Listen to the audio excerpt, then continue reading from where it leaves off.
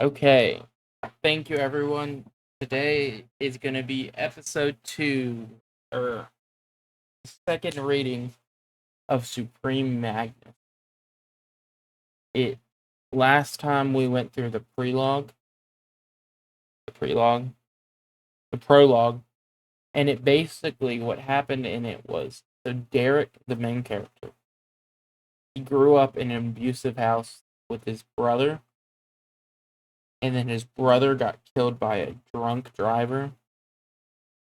And then the trial turns out to favor the drunk driver. And the trial is basically completely unfair. He just gets off with a slap on the wrist. There's so much light behind. But the trial is completely unfair. And then he's very upset about it. And then he gets lung cancer from the company that he was working at. It was a chemical company. And he sues them for all their worth.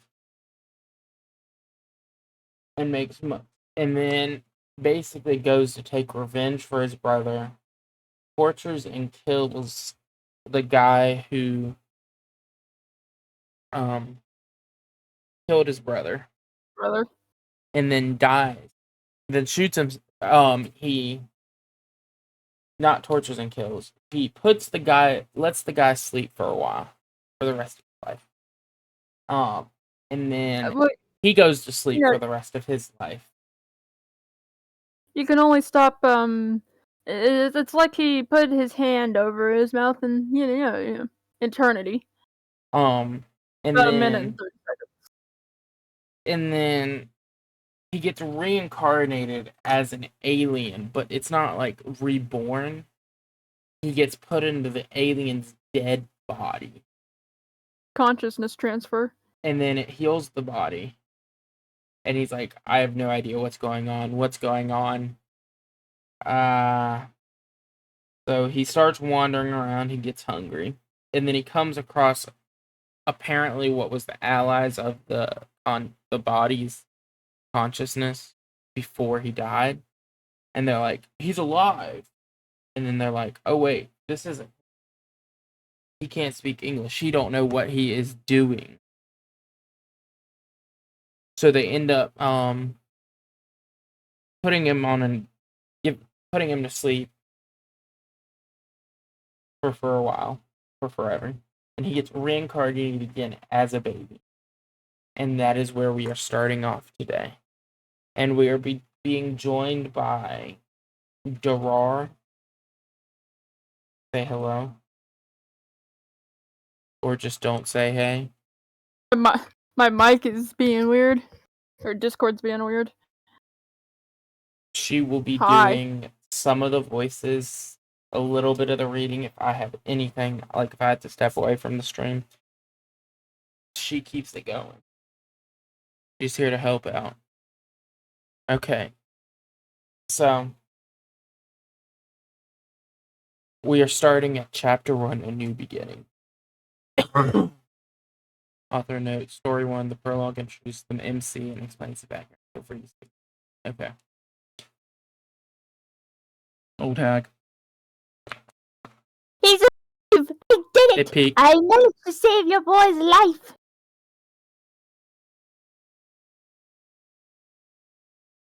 Just for y'all, remember, so asterisk means he cannot understand. Because this is not in English, but we can understand it. Okay. So, after the midwife triumphantly said those words, the room exploded into cheers, and tears of joy. The people in the room were hugging. The people in the room were hugging each other, and the mother in turn. Meanwhile, Derek lied limp in the midwife's arm, looking left and right, trying to determine how bad the current situation was. Well, Well. What do we have here? The bedridden woman is clearly this body's mother. She definitely needs a bath after delivery. The sheets were stained with blood, urine, and poop.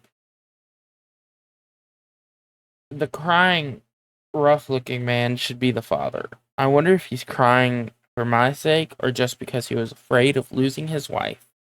I bet the second one. It's likely for me to have an older sibling that this doesn't bode well.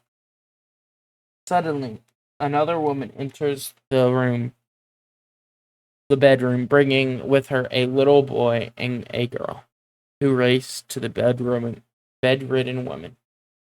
Oh, damn it. This is worse than I thought. So far, I only have two possible choices. Option 1, grow it into this large family, fighting every day for the few available resources. Malnourishment is definitely a given. Then, when I'm old enough, I would be forced to work with my relatives, get married, and have children. Option 2, wait until I'm tall enough to grab sharp objects, put an end to my misery, and take another option at this spin at this reincarnation thing. Hoping for a better outcome. I think I'll go with option number 2. While Derek was thinking, the room had gotten quieter. The midwife had already finished cleaning the newborn and wrapped him up in a clean cloth. During all that time, Derek had neither moved nor cried. The mother. This is the mother. Nana, what's wrong with the baby? Why is he not crying? It has never happened before. The mother was so worried that she ignored the pain and tried. Oh, wait, that wasn't the mother. Oh. I don't know. It was someone. Whatever. Old lady. Shush, child! Don't you dare move! I still have to hear you! The midwife's tone did not leave space for a reply. I've delivered dozens of children. A silent one is rare, but nothing special. Do you want to see how strong he is? There you go! She unwrapped him from the cloth, and while holding him gently, she gave Derek a little spanking to make him cry. Derek grunted a little while staring at her in dismay. One thing I recommend while I'm reading is you try and read a little bit ahead so you know who's speaking. So if it. I'm reading ahead a little bit, yeah. Okay.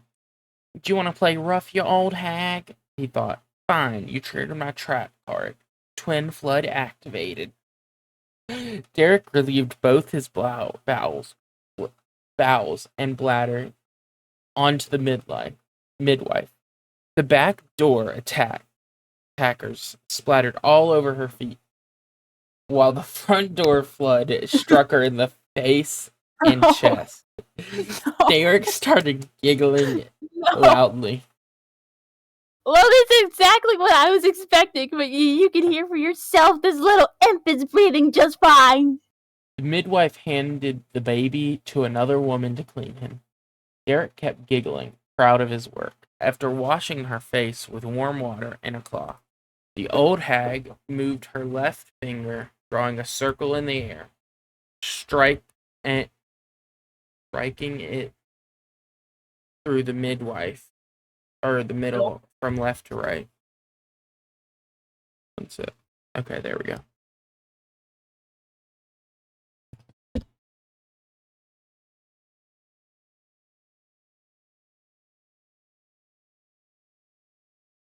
Okay. Then she pronounced a single word. Ikidu! I don't know. Ikuda. Alright, well, I said it. A black energy manifested on her fingertip. She proceeded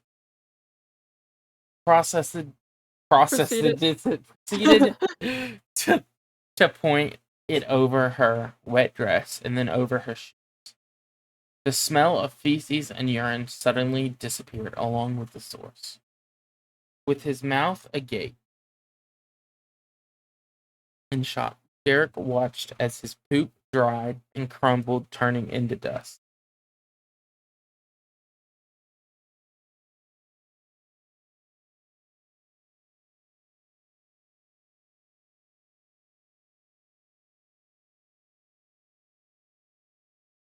You One sec. Oh, okay, no, I thought your mic cut out for a second. I was like, wait a minute, why am I not hearing anything? Okay. My attention should be satiated. I found something to fiddle with on my desk that I haven't touched because I thought it was just a weird keychain, but it's actually just like 2 little screwdrivers in one.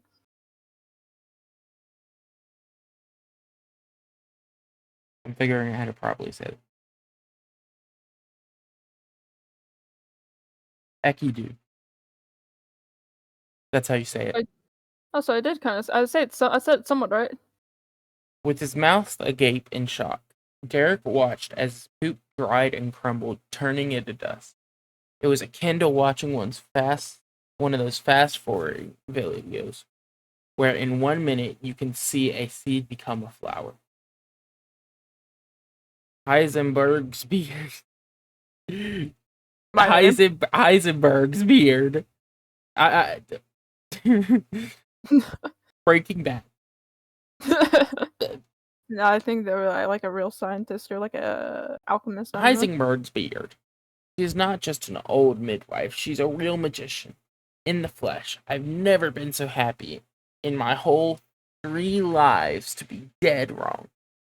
Derek was ecstatic.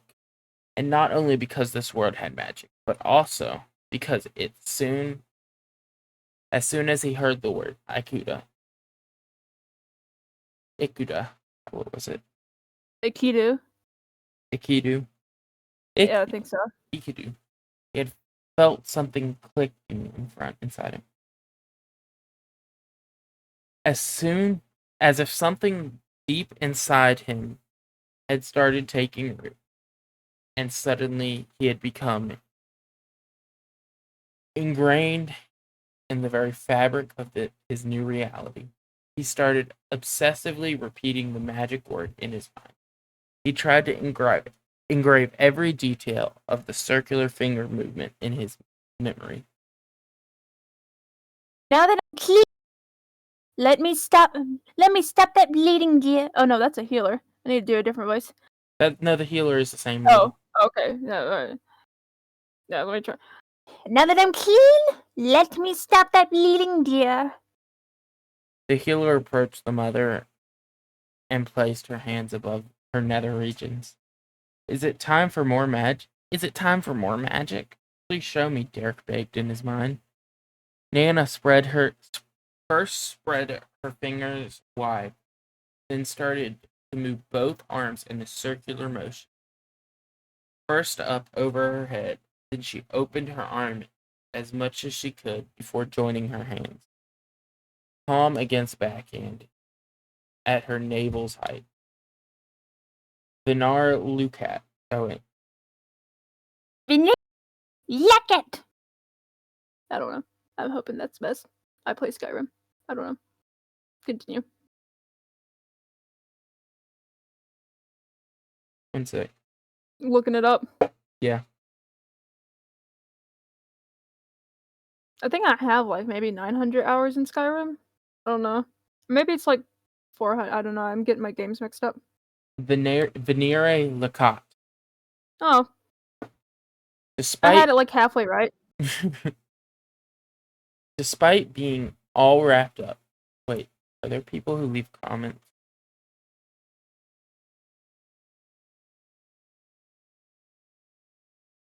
I was really hoping the first comment would be like someone saying how to pronounce stuff. Despite being all wrapped up, Derek tried to mimic all of her movements, step after step, memorizing every single detail he could grasp, no matter how small. A sphere of light enveloped Derek's mother's lower body. She quickly recovered her complexion. The pale skin reverted to a healthy pink, while all the traces of pain and fatigue disappeared from her face. Once again, something inside him clicked. After the dark magic, he could clearly feel that simply by hearing the powerful word, a connection had been established between him and light magic. Derek could not stop grinning. If I say so, I have enough magical talent it would mean there is actually a third hidden option, he thought. I can become a magician and live free for the first time in my life. No shackles, no responsibilities. Better not to get over, but it's better not to get over enthusiastic.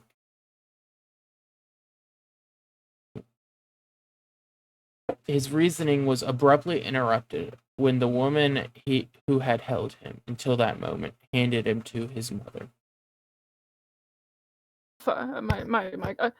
Nana, are you sure he is all right? He has yet to cry or giggle. He is too quiet. With all that has happened, I'm really afraid something is wrong with him. After those words, the room turned gloomy. After being somewhat responsible for the change in mood, and quite eager to explore option 3, Derek did his best baby impression. He giggled, smiled, and emitted raspberry sounds. Such allegations hurt Nana's professional pride. But it wasn't her first time with an anxious mother. She knew Elaine. Wait, no. I think it says Alina. Like you're saying, it's like you're saying Helena, but you're dropping the H, I guess. Alina. She Pretty knew much, yeah. Alina since she was a child and had delivered all her babies. Nana could not deny that this delivery had been one of the most difficult in her career. The labor had lasted for hours, and she had been forced to cast healing spells multiple times to stop the bleeding. When she finally could see the baby's head, she knew something was wrong. Elena was fighting it with all... Alina? That's what I just said, right?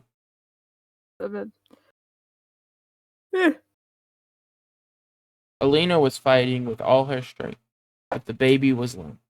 So Nana had rushed and used her hands to pull out the baby as fast as she could, only to discover that he had been strangled by his own umbilical cord. It does actually happen sometimes. Mm-hmm. After cutting and removing, Nana had tried all of her best spells, but to no avail. For a long, terrible minute, Nana had believed that the child was lost.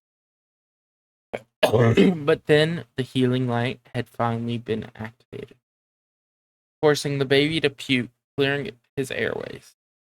Then, and only then, could Nana afford the luxury of relaxing. Healing magic was no miracle.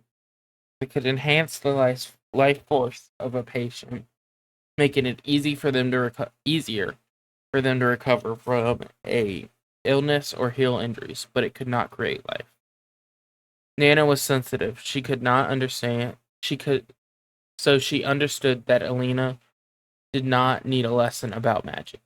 She just wanted to be reassured of her child's health. Worry not, my child. I can prove to you that all is well. Nana caressed Alina's cheeks while smiling warmly and took Derek from her arms, removing the cloth as if she was revealing a treasure. Nana carefully adjusted Derek in the crook of her left arm, and she circled a hand right around him. And spell is Fear. I'm just gonna go at it. Alright, Veniratu.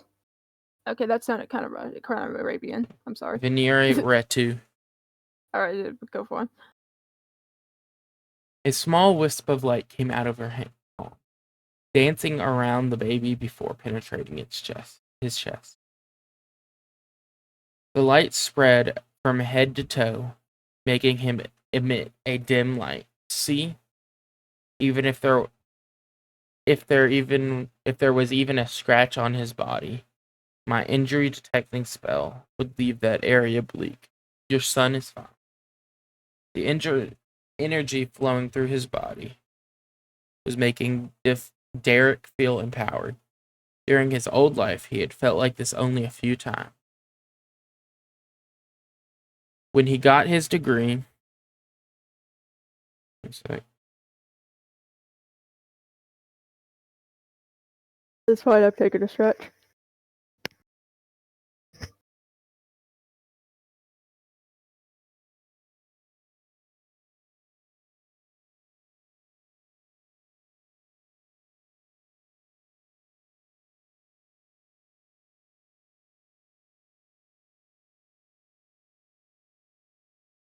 Okay. Now it was different. It wasn't just adrenaline. Real magic, real power was coursing through every fiber of his being, making him feel invincible. So when the spell started fading away, he could not accept that. No, oh wait. No, come back to me. Give me my power back, Eric thought. He focused on the last strand of energy, willing them to stay. He could not cast the spell on his own, but he could still feel the lingering power and started feeding it with his own. Derek's light stopped dimming and instantly grew stronger and stronger. Nana was dumbfounded. She'd never seen anything like this before. This was not how a spell was supposed to work.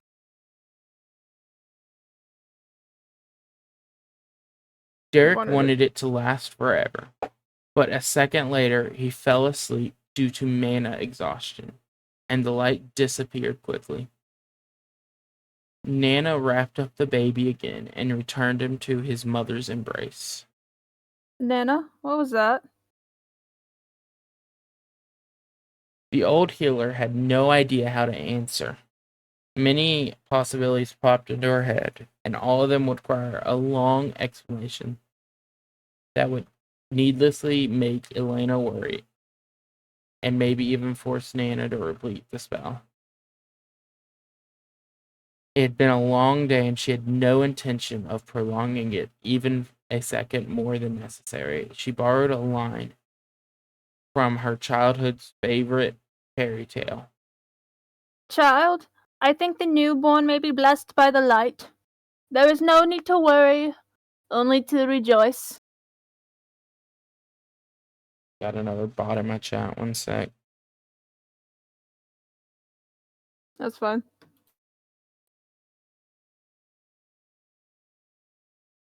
Oh, you got like, oh no. I thought the link was another bot again. That link that appeared? Yeah, no, I thought it was like a second bot. I was like, wait, why are those messages? Yeah, brain frying. I have music on in background just to try and keep my brain not fried. Okay. Chapter 2. A Baby's Day. Derek's first day as a baby were peaceful, but far from boring. He had no responsibilities. All he ever had to do was eat, sleep, poop, and the occasional baby noise or finger grabbing routine. That left him with all the time he needed to think about his future. On Earth, it was no mystery that kids had a greater potential for learning than adults. And since his family seemed human, or at least human-like, he could hope that would also be true for this new dimension. From what he could see, his body was no different from a baby from planet Earth. He could hear his heartbeat, see his chest moving when he breathed. Even the reproductive apparatus was as he knew. The same could be said for his new family. If it wasn't for the existence of magic, he would have simply thought to have traveled through time, but things weren't that simple. Derek quickly dismissed all the "what race am I now?" hypothesis and overthinking.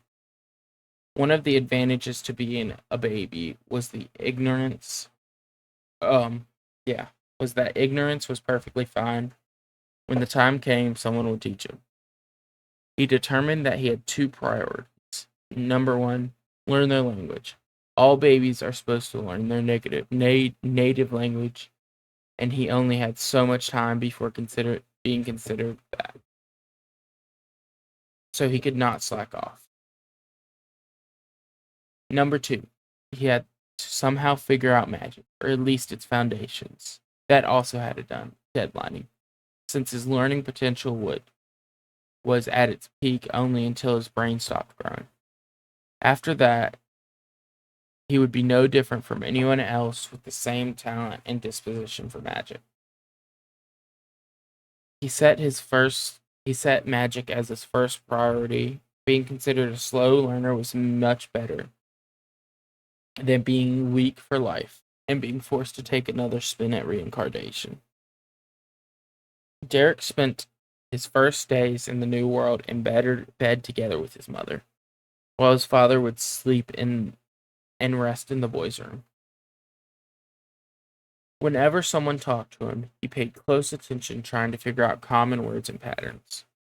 The rest of the time, he was not eating. The cloth diaper was being changed. He would try to cast spells he knew. Ikuda, Veneer Lactu, and Veneer Ratu. I know I just butchered those. Every attempt was a failure. He could not even feel an iota of power inside him, compared to what he saw with what he knew from Earth's dungeons and looting.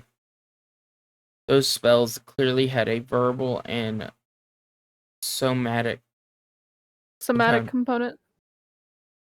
But that couldn't be all, or at least he hoped so. Otherwise, his efforts would be useless until he was able to talk. Failure after failure.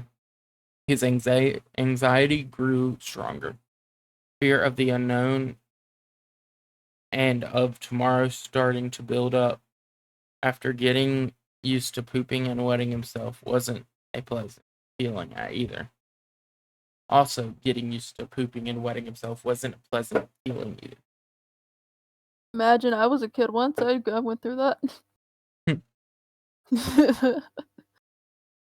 Thankfully, his mother showered him with nothing but love and affection, making his day not a total loss.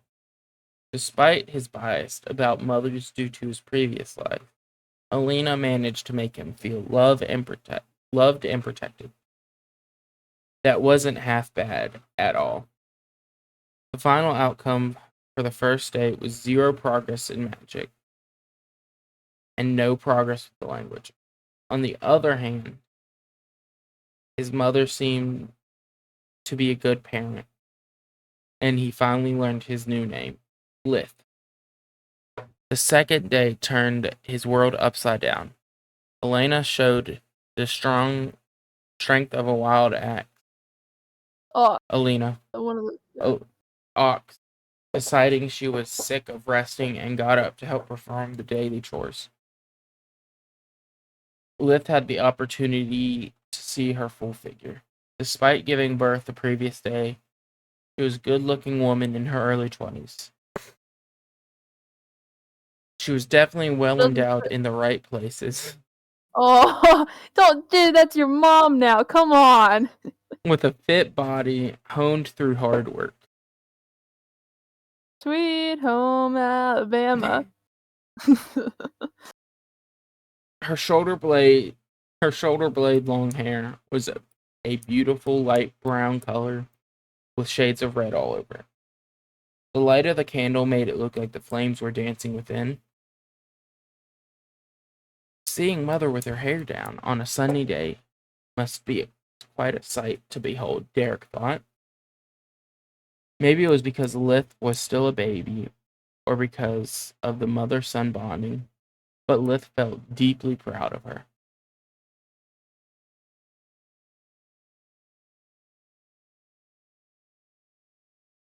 You want to read that first line? Wait. He also discovered that she did not use a bra or underpants. Oh god. Oh no. Oh god. Oh god. Now it's real. Now it's really Dun, dun, dun, dun, dun, dun, dun, dun, dun, dun, dun, dun, dun, dun, dun.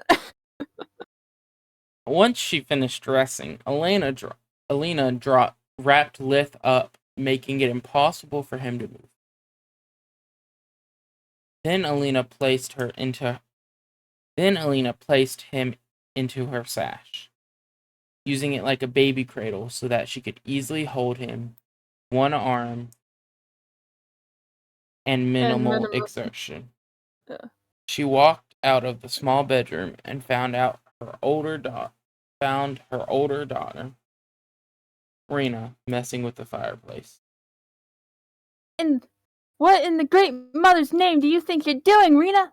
The sun is not even out. You should be sleeping. You know you are not allowed to mess with fire. She said Okay, with a that's not. hiss, not trying to wake up the house. I'm sorry, Mom. I just wanted to make you all surprised. To make you wake up in an already warm house when breakfast was ready. Rena's face showed only concern. There's no need to worry, silly bee. Your mommy is a pro with kids. My voice keeps changing.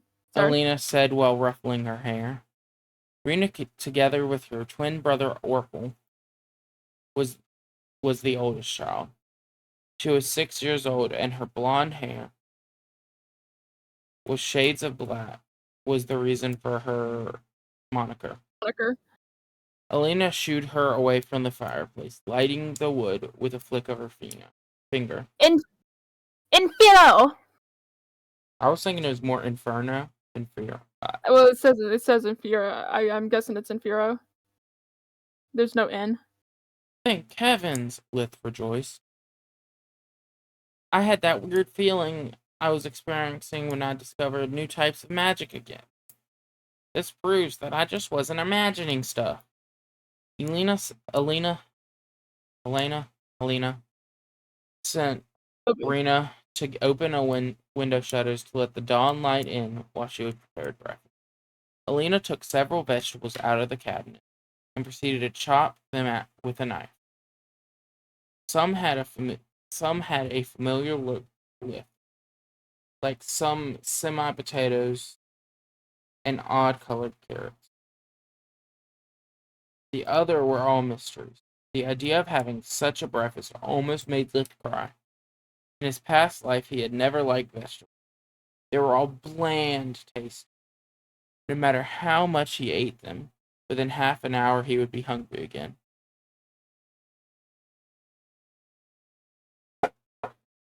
Alina shoved everything inside of a small copper cauldron with the help of a hook, hung it over a metal bar over the fire. After that, she conjured water out of nowhere with a snap of her finger and filled the cauldron. Both Lith and Rena were ecstatic, although for completely different reasons.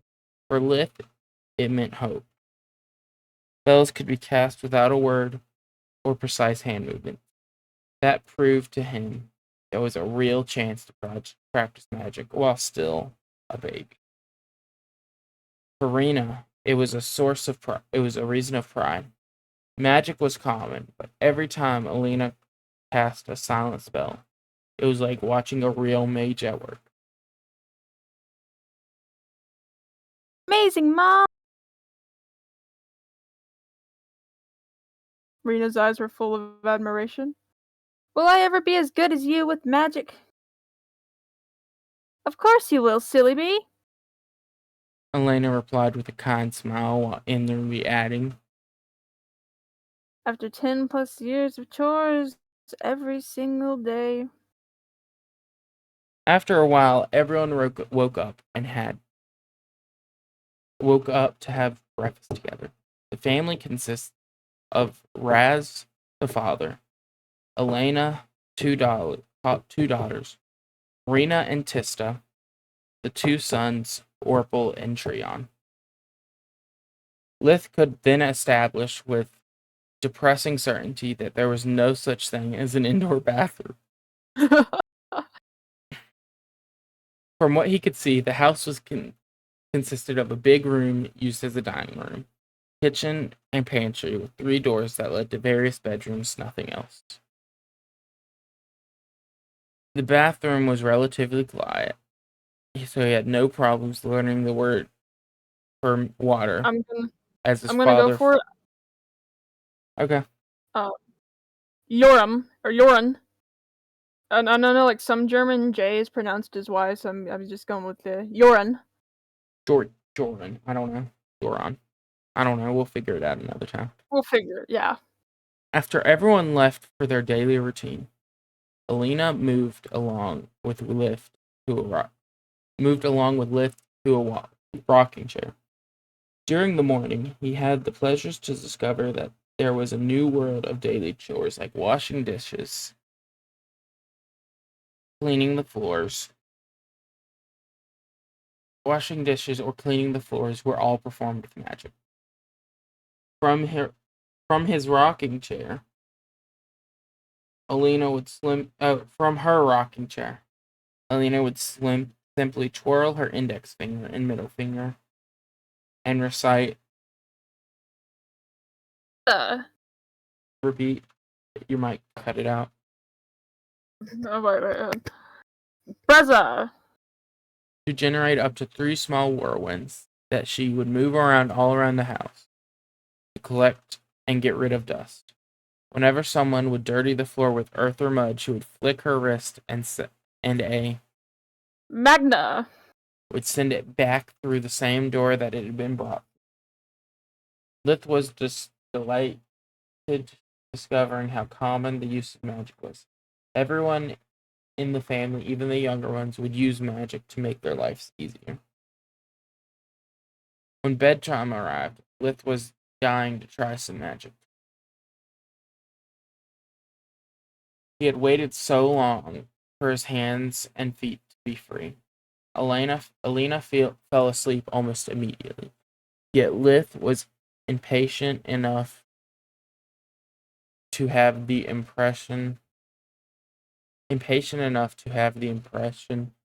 of waiting for hours.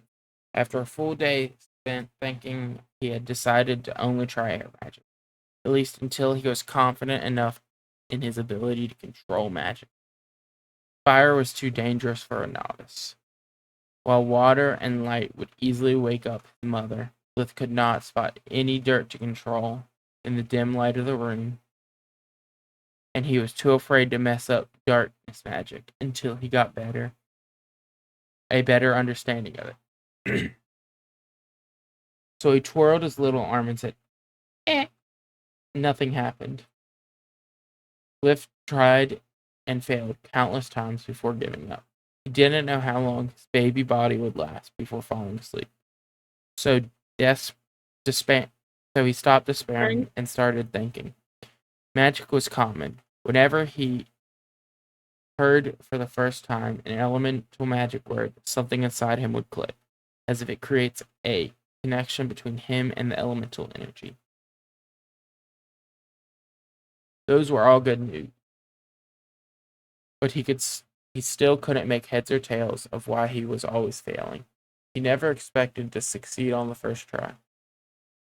But he thought something would have manifested. A random tiny gust of wind, a spark of light, anything would do. Started thinking back to when the healer had filled him with power. That feeling was not new to him, but he had never experienced it so intensely. He searched his memory until he found the answer. It was the same sensation that he felt when he started practicing jujutsu and learning the basic breathing technique. Well, it's nothing new. Let's give it a try. Lith breathing in through his diaphragm while relaxing to draw Oh dear. energy in the world energy in. Then he would unrelax, holding his breath. He would tense up, holding his breath for a few seconds to let the energy settle in before breathing out while he relaxed his whole body. Back on Earth, he always thought the intoxicating feeling he had experienced during his first days of practice was just some placebo effect. What? Oh, actually, I was thinking about if that's like technically that's like the actual basic term to call it. So I guess that's I'll just have to look that up. His naive young mind deluding himself that the weak could miraculously become stronger by just believing and practicing in all that key internal energy nonsense. But when he later stopped experiencing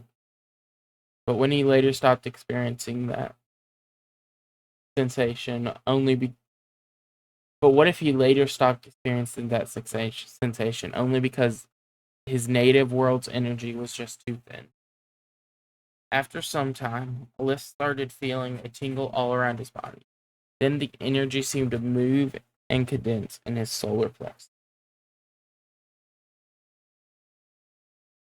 So,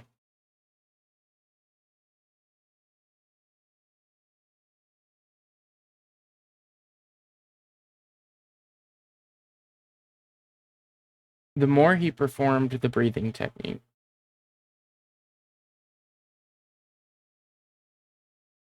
the more clearly he could sense the energy getting stable. In his old video games, mana was always blue.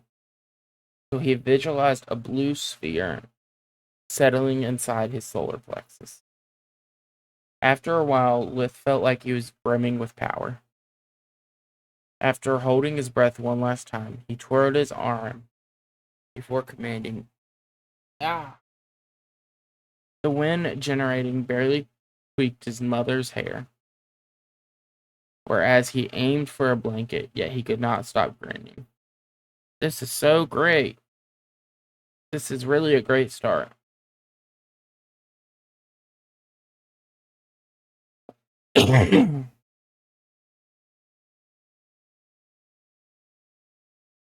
In the following weeks, Lith's days consists of a strict routine. So,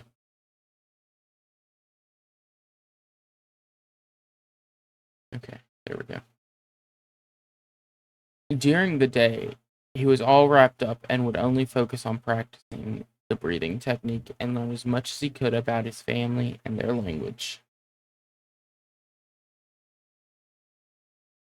At night, he would practice magic until exhaustion made him fall asleep.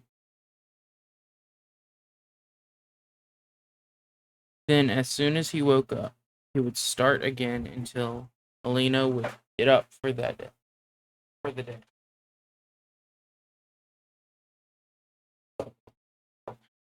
More than once, he tried to taking a break, but it would never last for long. Living as a baby was not easy. On the contrary, it was very stressful. He could not speak even the words he had already understood to avoid scaring his family. He could not move. He could do nothing but watch, sleep, eat, and relieve his bowels.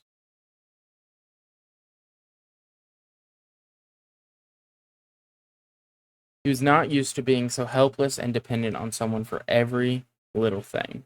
Too much free time would bring him to the verge of insanity. So he would practice and practice, trying to adjust to his new reality without overthinking how absurd his situation was. As Lith's power increased, so did his control. After a few weeks, he felt confident enough to try earth magic again and water magic. He would always be careful, never conjuring more than a few droplets of water or manipulating a handful of dirt. He discovered that it was possible to make elements float in midair, changing their shape and size by continuously spending mana. After that, he shifted his night training on focus and control rather than power. His mana was very limited, and he much preferred doing a few elaborate tricks than performing a lot of stuff at the risk of blowing his cover. No matter how common magic was, he doubted that a baby practicing it would be anything less than shocking, if not even terrifying.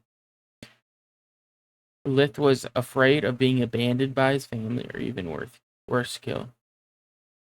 Once again scared to death since now he had too much to lose. What were the odds of finding another world where magic exists? To be born as a baby in a loving family? 0, none, nada, squat. He had to play his cards well and play them as close to his chest as possible. Before revealing even a hint of his talent, he needed to know what the standards of this world were. How much talent would be considered good? How much how much divided be considered a genius from being labeled a monster? His mind was constantly filled with worries, and only training would alleviate his anxiety. After 3 months, he became good enough to silent magic to try fire magic on the fireplace. The fire was already lit, and when everyone was busy talking and eating during breakfast, he tried to make the flames dance at will. It ended up as a failure, since the flames were too strong and the distance too big for his mana to have any effect. Yet he kept trying, since he could sense the flow of magic going from himself to the fireplace, hence making it a good training exercise to expand his mana sense and range.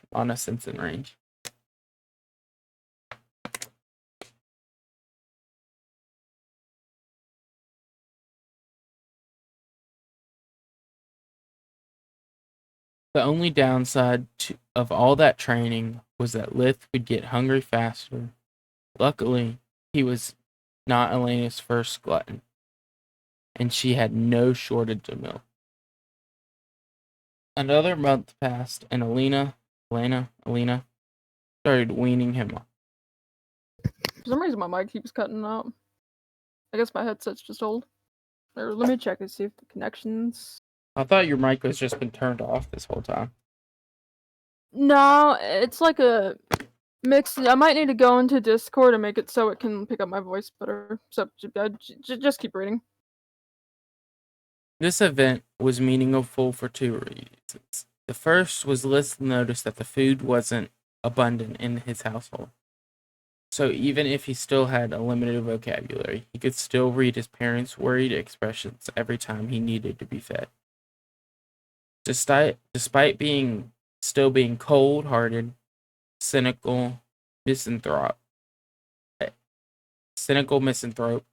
his core, Lith could not help but feel guilty about it. They loved him like a child, whereas he would consider them nothing more than hosts, like a parasite.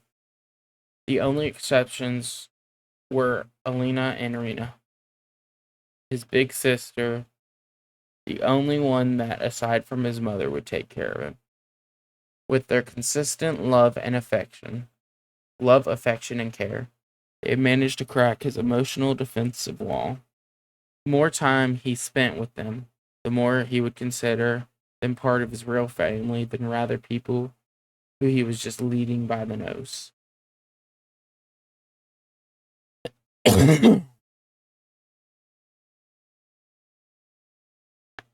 He started limiting his training to not exceed the amount of food they could afford. Even that required quite a few tries to find the right amount, since too little would cause even more worry than too much. The second reason was the world. What? Oh, I just put on push to talk instead. Okay. Being forced to stop training magic as much as possible, Lith now had free time, and he dedicated the practice to the breathing technique that he named accumulation. The first way his inner energy that he had long dubbed his mana core grew faster to the point of hitting a bottleneck. Apparently, his body wasn't big enough, strong enough, or both to hold an indefinite amount of mana. Lith had never noticed that before because his baby body was rapidly growing, and he only had so much time to expand his monocore.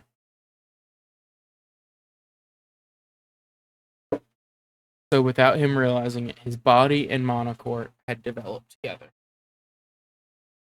But now the balance had been broken, and practicing accumulation would make every fiber of his body ache, and so he was forced to stop. Luckily, he was still well fed, and developing fast. So despite not being able to perform any physical exercise, the bottlenecks would not last long. The second discovery was a result of him being forced not to practice magic or accumulation. While studying his bottleneck, he found out that it was possible to modify the breathing technique by removing the breath-holding step in a way. That way, the world energy would just flow in and out of his body, energizing him like a good night's sleep. Lith named this new technique invigoration. After several tries, he discovered that the world's mana would allow him to stay awake for several days, but not indefinitely.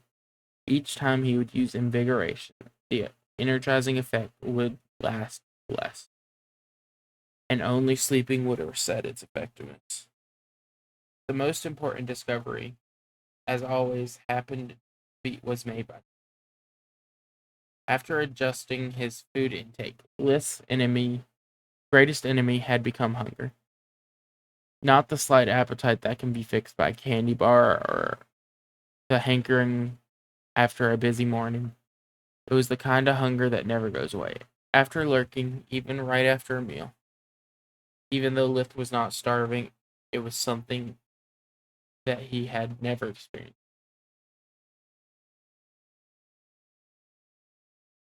Among all the misfortunes in his first life, food had never been an issue.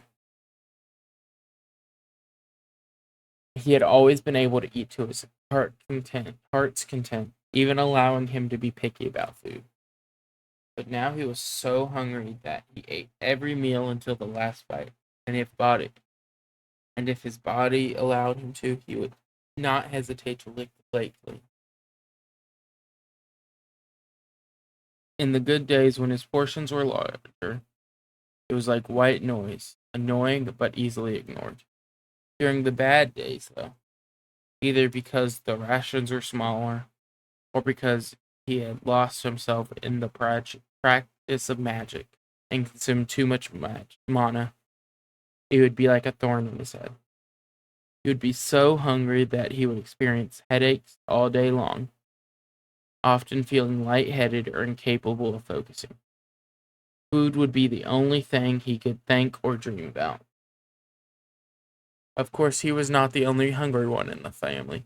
Aside from Alina, only his siblings Orpal and Rena would be tasked with feeding him.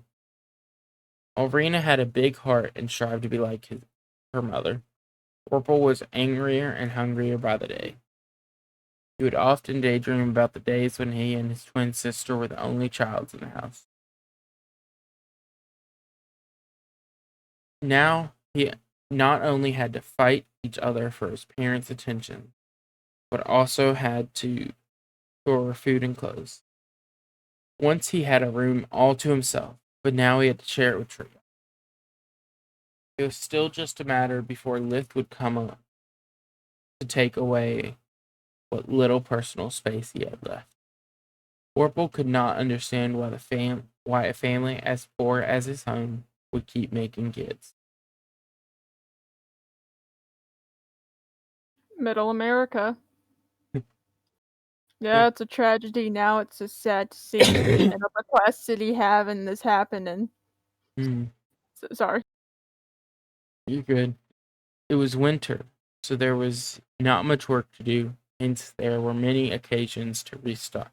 Weren't many occasions to restock their food supplies until they had to last till spring.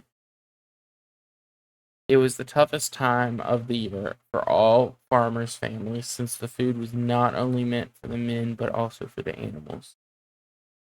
Orpal was sick of seeing Lith gobbling up all the food, at the point of dubbing him Leech. So whenever it was his turn to feed the little vermin, he would take some spoonfuls for himself. But Lith was not easily bullied. As soon as he noticed the spoon was not aimed towards him, he would cry madly. And Alina would run to his side, pulling Orpal's plan.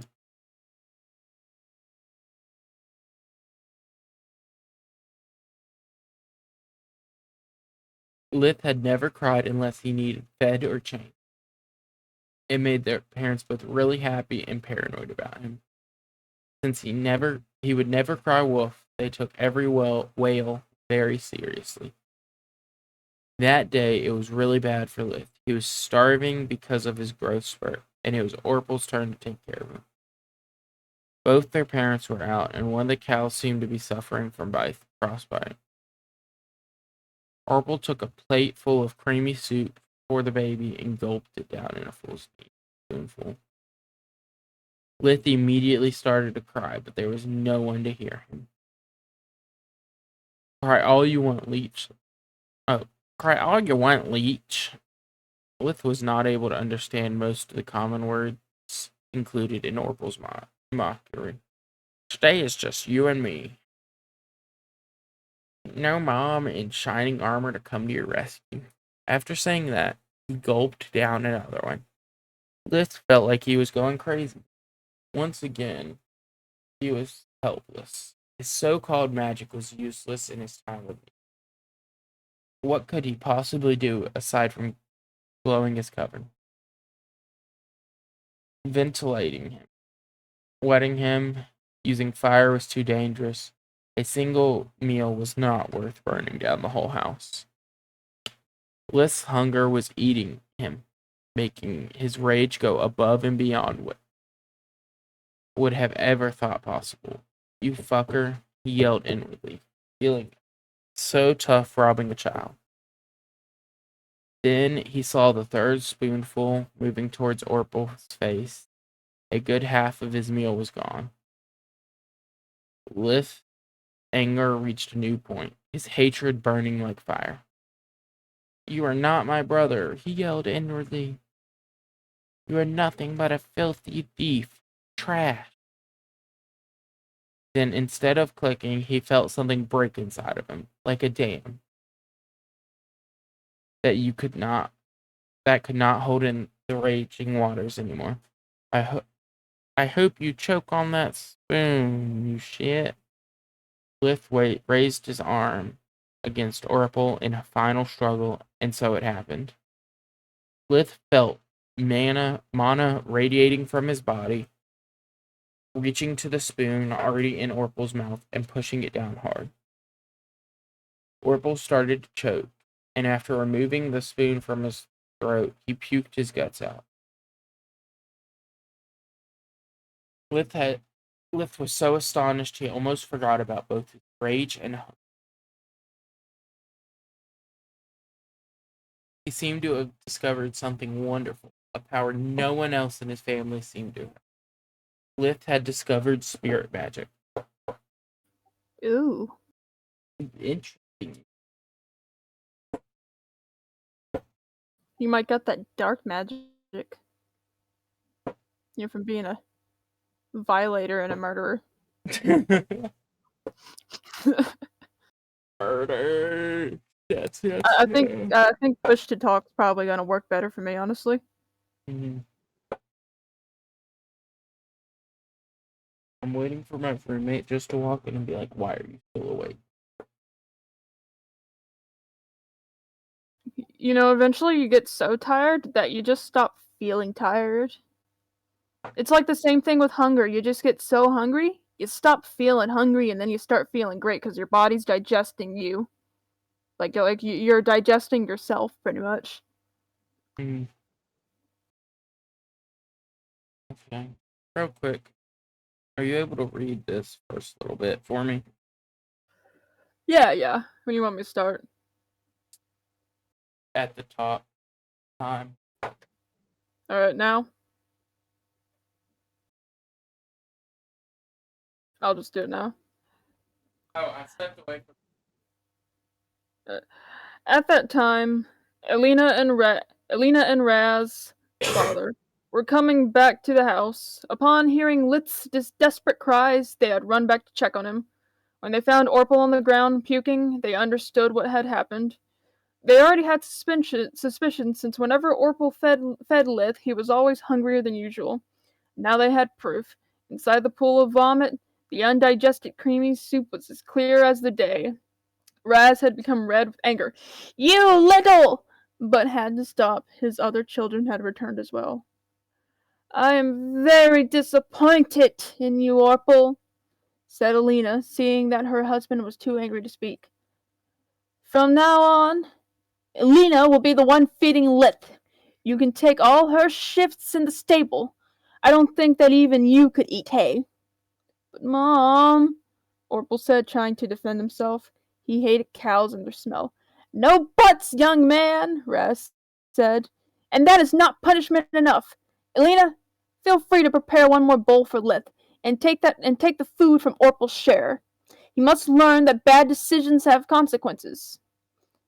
They were speaking too fast for Lith, and there were too many unknown words, but Orpal had just turned pale, so it had to be good news.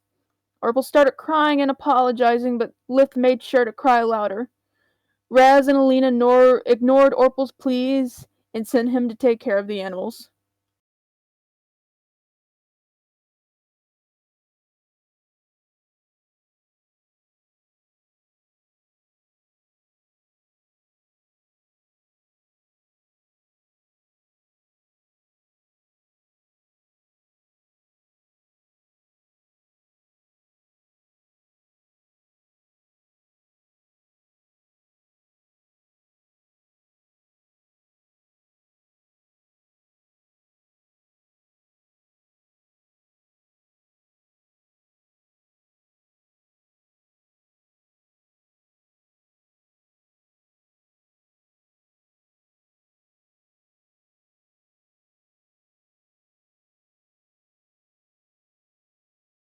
After being fed with a generous serving of soup and milk, Lith could finally focus on what had happened.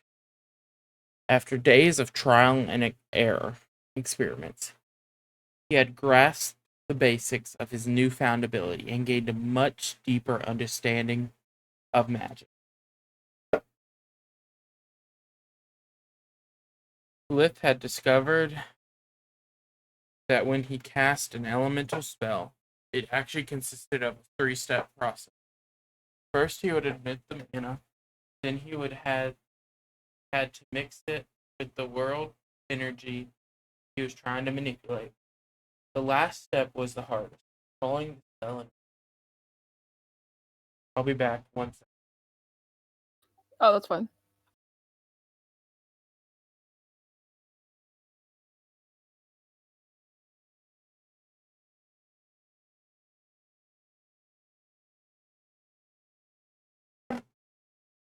Spirit magic skipped the second step.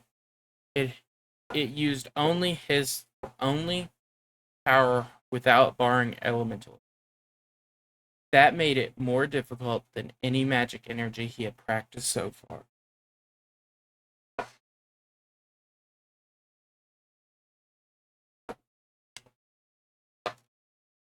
It also required much more focus than normal.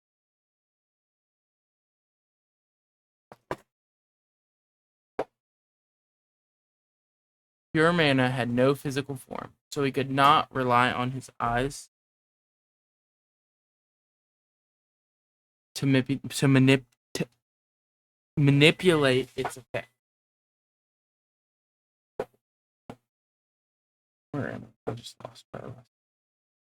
All depending on his willpower and imagination. The clearer the mental image of the action he wanted the mana to perform, the better the results. Spirit's magic range was very limited, barely reaching a meter. 3.28.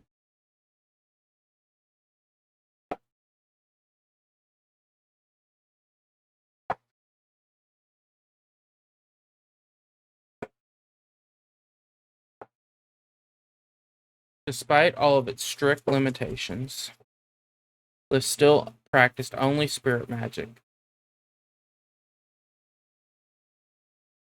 The ultimate discovery was about it was that every improvement he did with spirit magic all passed on to other kinds of magic.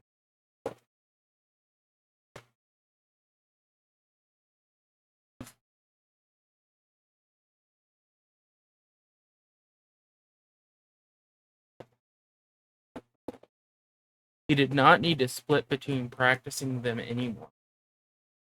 So he progressed in leaps and bounds compared to before. From time to time, he would use a random elemental spell to check.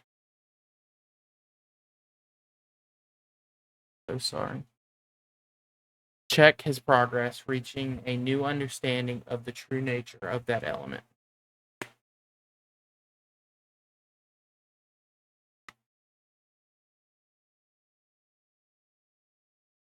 The progress Lith made allowed him to improve his breathing technique.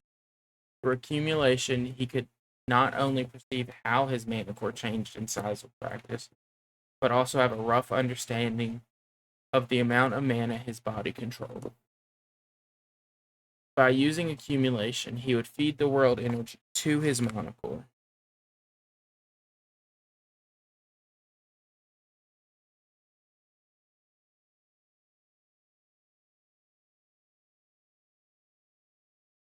Trying to make a quick breakfast real quick while reading.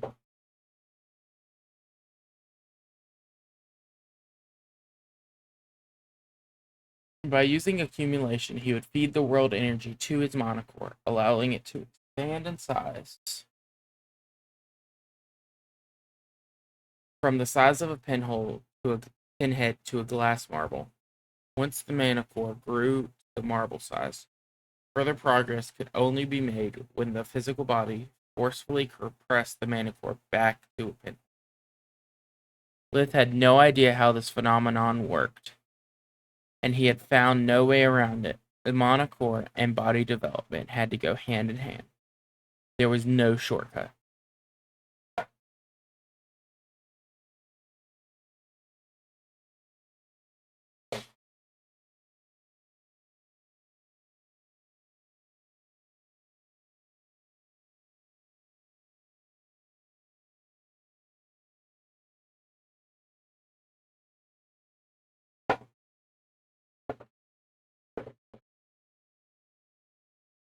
Bottlenecks happened when Lith tried to use accumulation while the mana core was still at its peak size. The world energy would be rejected by the mana core, going wild through his body, damaging it. By continuously undergoing expansion and compression cycles, his mana capacity was already incomparable to when he was just a newborn. After discovering and practicing spirit, Lith had a much finer control of his mana inside and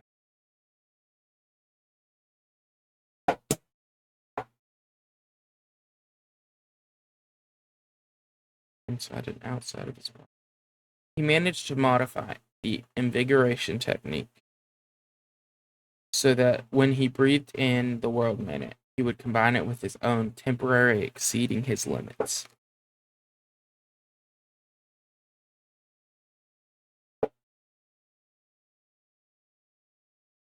Then he would expand the resulting energy, moving it from his solar plexus outward until his body hair would be overflowing with mana.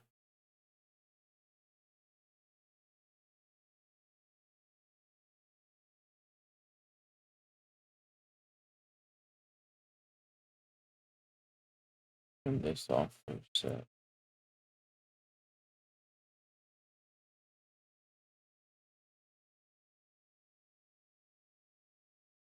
Then he would expand the resulting energy, moving it from his solar plexus outward until even his body hairs would be overflowing with mana.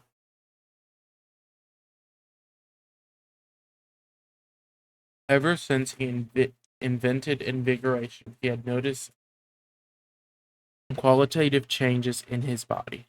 Lith was now better at withstanding the cold, heat, and he would hardly ever get sick. When his whole family would catch a cold, he would either get over it before symptoms manifested or recover from it in a few days.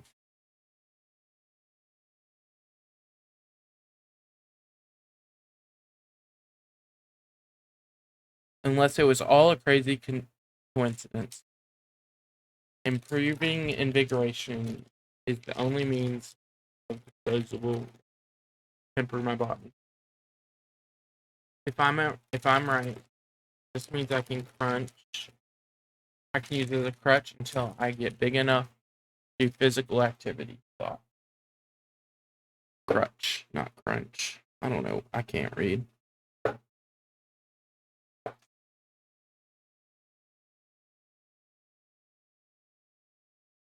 In all Hopefully, fairness, what?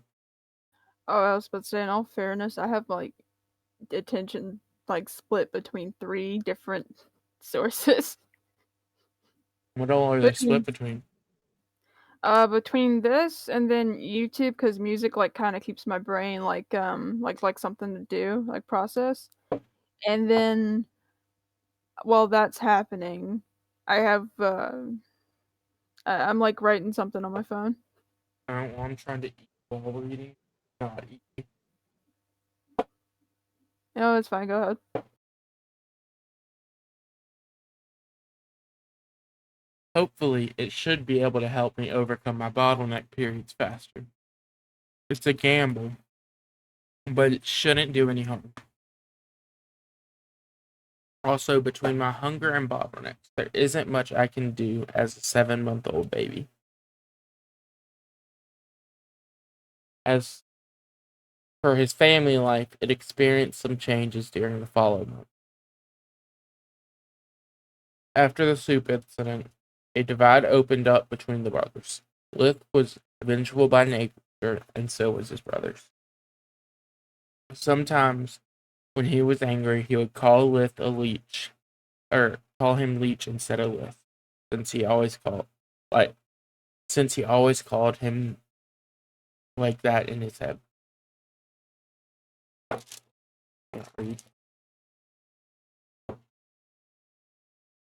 Every slip of the tongue would cause him a serious scolding, while harshly arguing with his even a good son.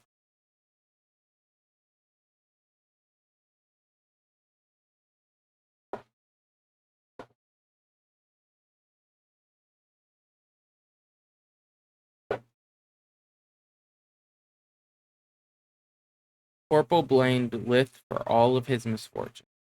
The little runt always giggled when he was having a hard time.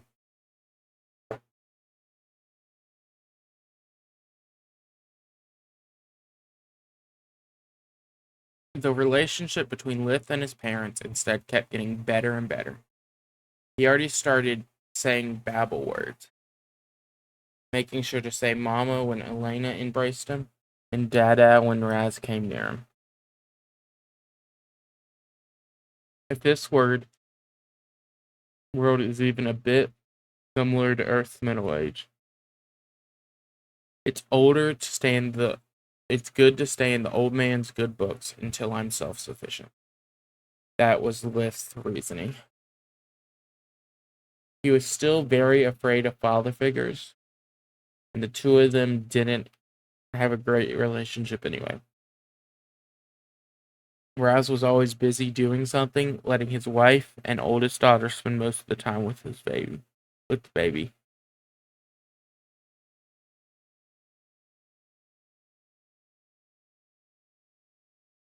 To his defense, he just wrongly assumed that Lith was too little to notice that, and that they would have time to catch up in the future like he did with his other sons.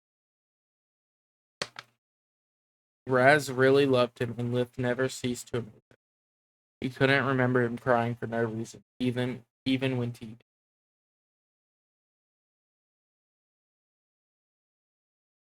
If someone bumped into his cradle or even raised a voice while Lith was asleep, or at least pretending to, he would not make a sound. Just look around before going back to sleep.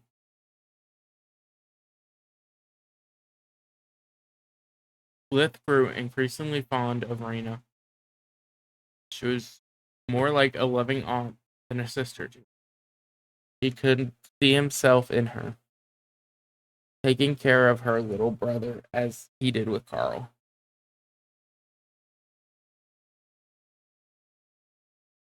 He would love to express this affection, but all he could do was smile and laugh as soon as he saw her and call her Lala. She was, in fact, the only one beside her parents to have a Babel name. It wasn't much, but it meant the world to me.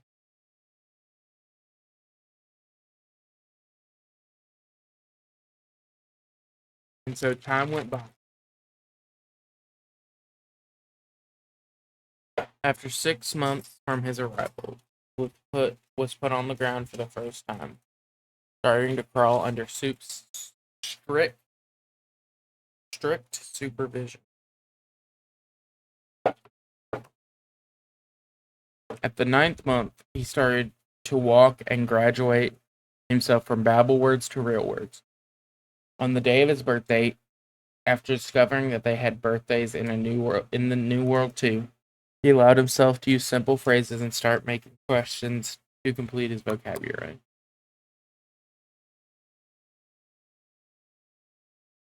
Knowing nothing about babies, it was stressful finding the right time for every little thing. Luckily, Liv could always resort to cheating to find out the proper time for him to learn to do something.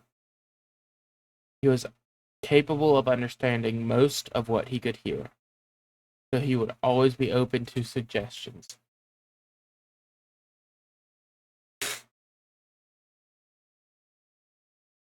If Alina was dying for him to finally say mommy instead of mama, he would wait a couple days before making it happen.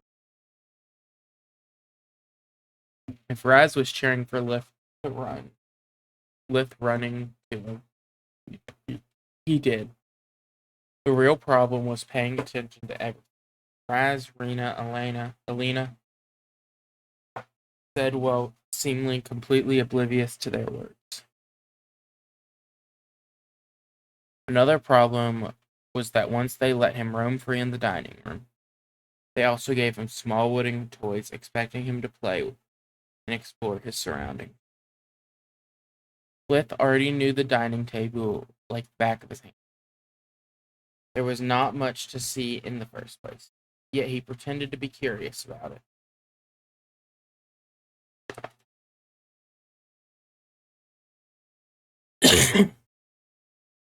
Back on here.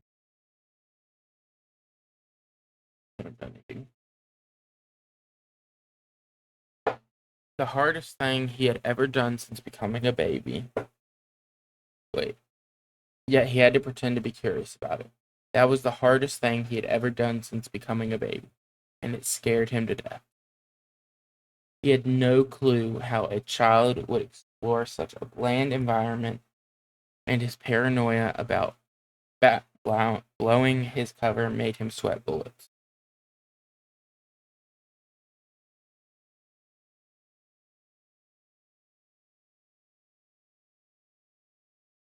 Seeing the expectation in their eyes started from the nearest thing, the fireplace.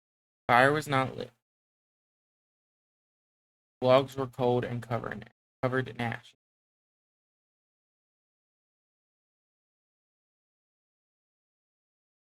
I just lost.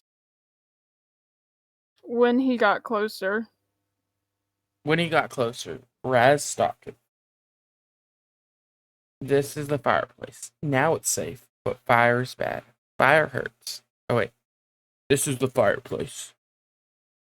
Now it's safe, but fire is bad. Fire hurts. No touching it. Never. Lith looked at him, seemingly confused, before trying to put his hand in ashes. Raz grabbed his hand, blocking it. Fire is bad. No touching it. Never. His father repeated. Lith stared in his eyes like he was deeply in thought before asking, Fire, Dad? Very bad, Raz replied while nodding. Okay. Lith moved away from the fireplace and got close to the table. When he tried climbing up a chair and almost fell down, falling down with it, Alina ran to his rescue. Good Good gods. gods. Oh, wait, This yeah. little one. Yeah. Wait. Good gods. This little one sure likes danger. Seeing their increasingly worried expressions, Lith believed to have found a way out of his torment. He would keep putting himself in danger, trying to climb up on the table or go into the kitchen, rummaging through pots and knives. Then quickly decided that his adventure time was over. They quickly decided that his adventure time was over. They made him sit on an old cloth spread over the wooden floor and gave him toys to play with while they recovered from the stress. He had a little wooden horse, some kind of cart, and an odd-looking dog thing. Playing was much easier for him. Blick did not need to create stories to explain what he was doing. He could just use playtime to practice spirit magic. Lith would never actually use his hand to move the toys, making them float as close as possible to his finger. He really enjoyed the moment. Lith could finally openly rejoice and scream and laugh any time he made a new discovery or breakthrough, and his parents would see a happy child lost and vanished. Who That's right. who would ever thought that such a quiet little fellow could have such a vivid imagination? Raz said with a big, proud smile on his face. Look at him. All he has is just some old toys, yet it looks like he's in a whole world. He has the whole world in the palm of his hand. If only they knew. If oh.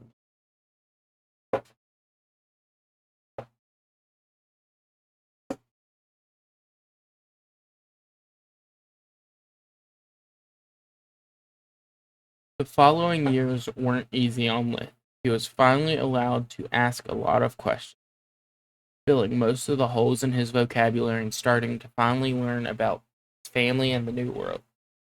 He learned that they were living in the village of Lutia, which was part of the county of Lustria, which in turn was part of the Griffin Kingdom. His parents knew about the neighboring countries by name only. They knew nothing about things that were outside of the village, nor did they care about it. In their eyes, the king was some sort of mythical beast where they put all of their faith and worries in Count Lark. Not only did he administer justice and taxes in the country, but he would also take part in Lutia's spring festival as a guest of honor. His parents never mentioned to their children anything about magic, wars, or history. They only told him tales of this new world. The only tales they told that I'm just gonna take a second.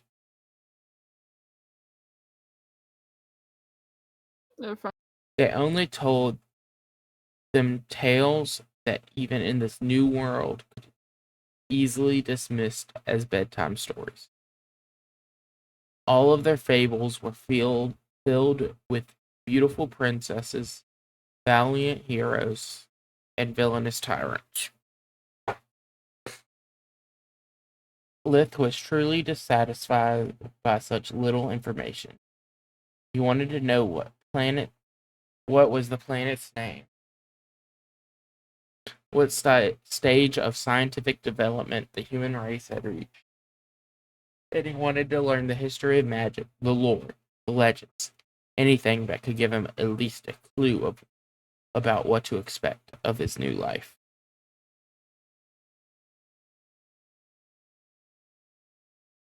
One sec.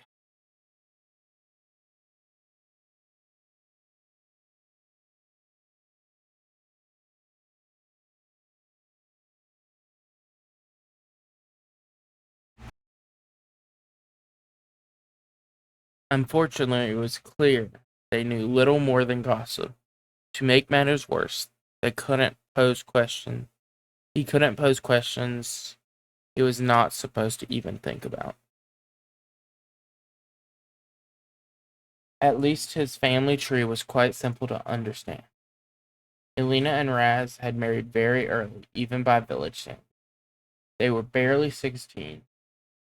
Being an only child, Raz had inherited his family farm where they were currently living. Elena had gotten pregnant shortly after the marriage, giving birth to Irina and Orpel. Then she got pregnant again every 2 years. That meant Raz and Elena were currently 25 years old. Irina and Orpel were 8 years old, and Treon 6 years old, and Tista 4 years old. And finally Lith, 2 years old. They some grown parents. Dang. They've been busy. Okay. In fact, most of the information was leached from his siblings' questions. Lith was mostly limited to what is this, why is that kind of question. Spending more and more time with the rest of his family, he also discovered why, despite his father owning such a nice farm with its own barn and hen house, they had so many problems putting food on the table. Tista was born with a congenital condition that prevented her from doing any physical exertion, and made her prone to illness. Fast pacing was enough to leave her out of breath. She would cough from time to time, and when things were about to turn for the worse, the cough would become violent.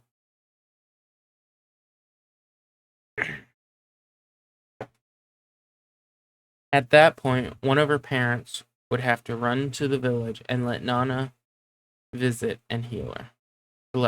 Nana visit to heal her. She could not really cure her, only alleviate the symptoms, and return Tista to her natural state. While a checkup wasn't expensive, her treatment was. Also, if Raz did go to pick her up and then brought Nana back home, it would still cost extra.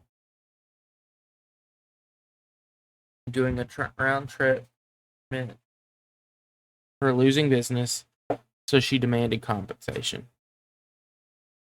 It was a consistent need for a healer to put such strain on the budget. Lith felt very sorry for her, despite not having spent much time with Tista. She was precious to both Elena and Irina, and that was more than enough to make her precious to him too.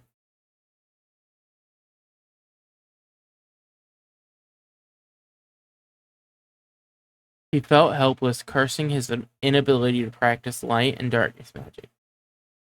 Light magic required a patient until he got a solid grasp on how it worked and what was the world's human anatomy. He would not dare to put anyone's health at risk. Darkness magic was another story. Lith had only seen it once, and no one in his family. The only time he had seen it in action, he had clearly felt the destructive power it held. He was also biased against it, since on Earth, dark magic would always be associated with evil practice and the undead, so he had no desire to dabble with something potentially horrifying. Lith could only live on, hoping to eventually get some training with magic while enduring the madness he was getting used to calling family life.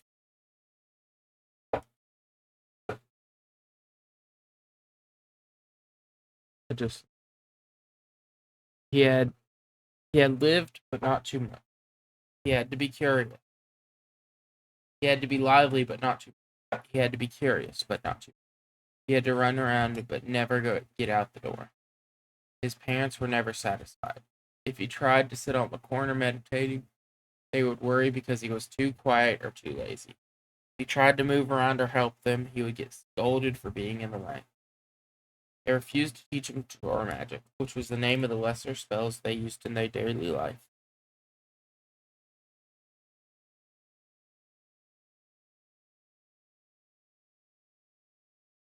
And prohibited him from learning.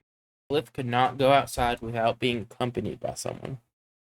He could not go near the fireplace, nor could he ask too many questions.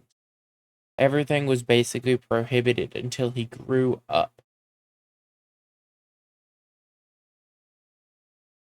More than once, Lith wanted to scream.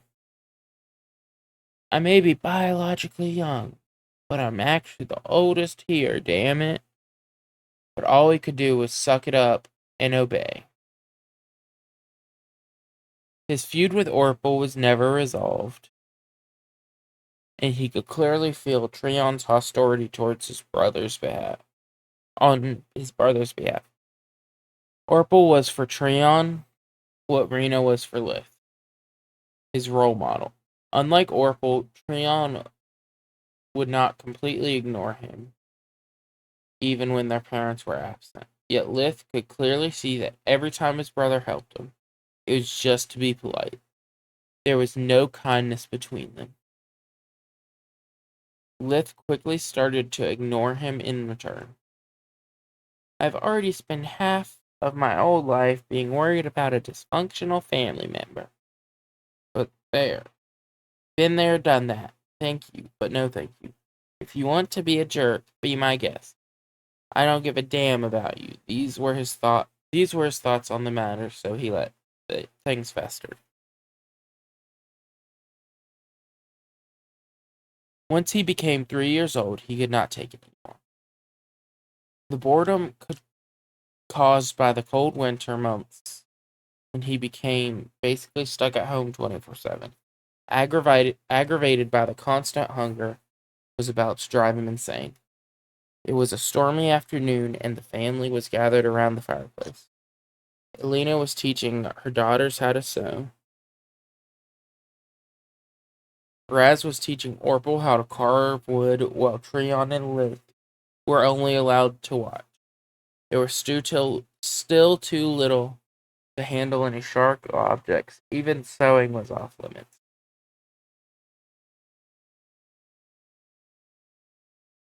Lith already had asked, baffling his father and flattering his mother.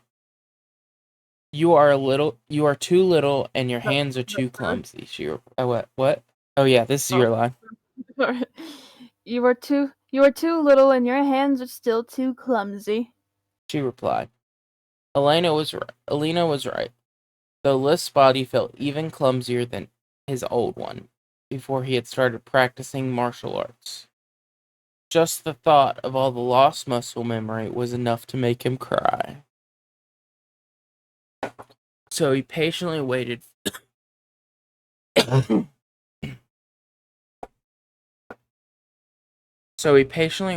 Raz to finish instructing Orpal, and then Lith mustered all his courage, and he asked his father to teach him to read, write, and count.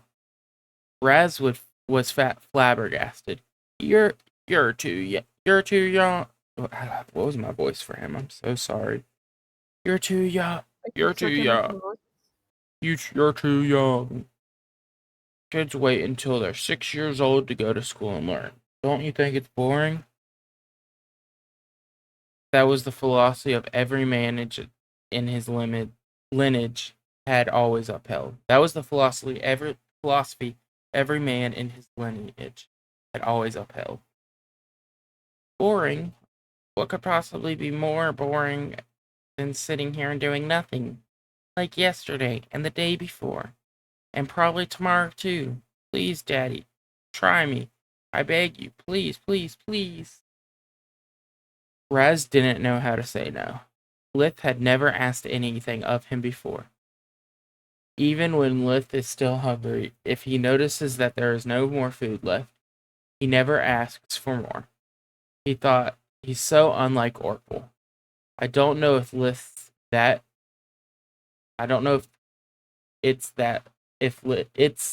Lith that's too good, or I'm just spoiling Orpal too much. He really wanted a way out, but Alina was already staring at him. Her hands never stopped sewing, nor her mouth explaining to the girls what they were doing wrong. But her eyes were clearly set on him. Damn it, what can I say? Oh, wait. Damn it, what can I say? Learning does not even require dangerous tools. That's it. The tools. I'm such a moron sometimes. Raz looked into Lith's puppy eyes, his heart squeezing as if a vice.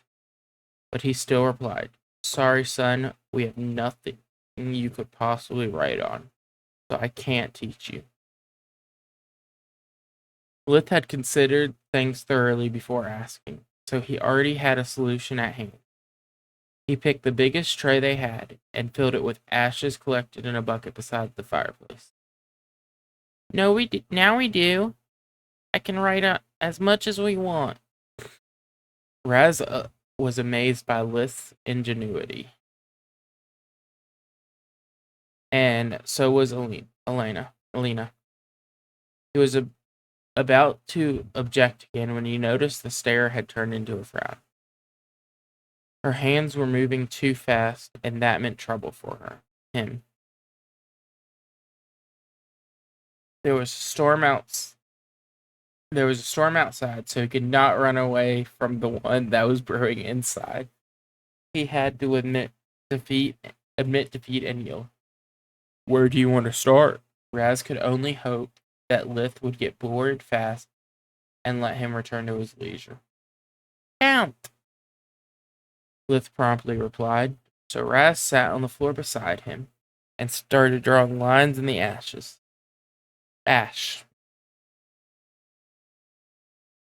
Lith was ecstatic. The numbers they had used had a different shape from the Arabic numerals. But aside from that, they were identical in use. Even the calculation methods were the same.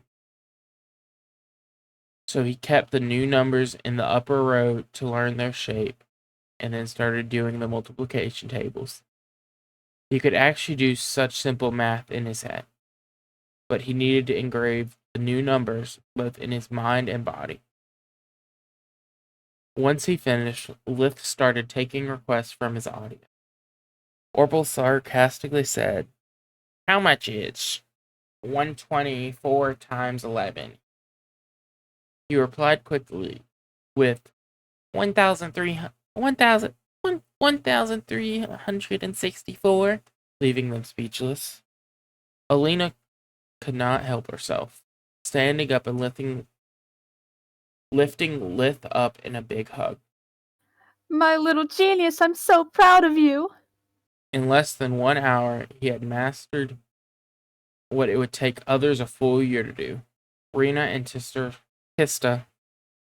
soon joined her in the embrace, congratulating her little brother, while the male side of the family was still flabbergasted.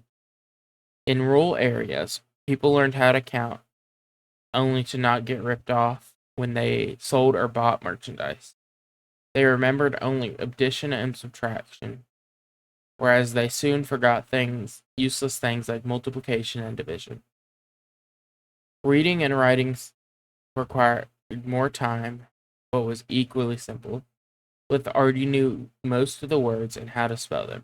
He only needed to learn the alphabet, memorize it to be able to read and write.